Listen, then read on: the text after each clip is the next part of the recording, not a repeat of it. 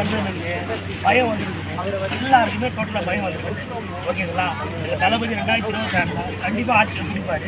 கண்டிப்பாக சீமானை கண்டிப்பாக வந்து அவர் வந்து முடிவு பெற்றுவார். கரூர் சம்பவத்தில் பார்த்தீங்கன்னா என்னென்ன சதி திட்டமாக தீர்னாங்க.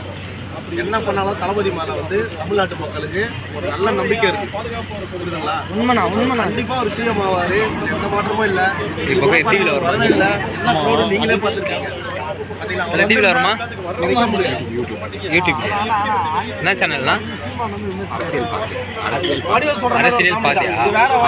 பார்வை.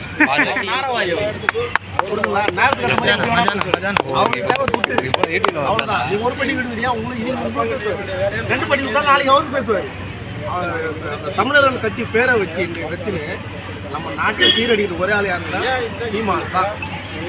ஒரு வார்த்தை மட்டும் சொல்லிடுறேன். தயவு செஞ்சு சீமான் நண்பர்கள் எல்லாருக்கும் ஒரே ஒரு வார்த்தை சொல்லுவேன். தயவு செஞ்சு அவர் வந்து பொட்டி வாங்குறாரு.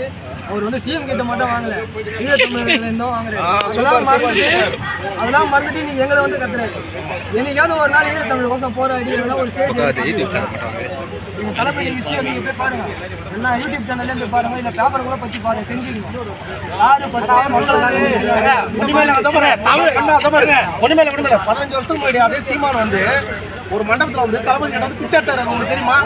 கால் ஷீட்டு கேட்டு ஒரு படம்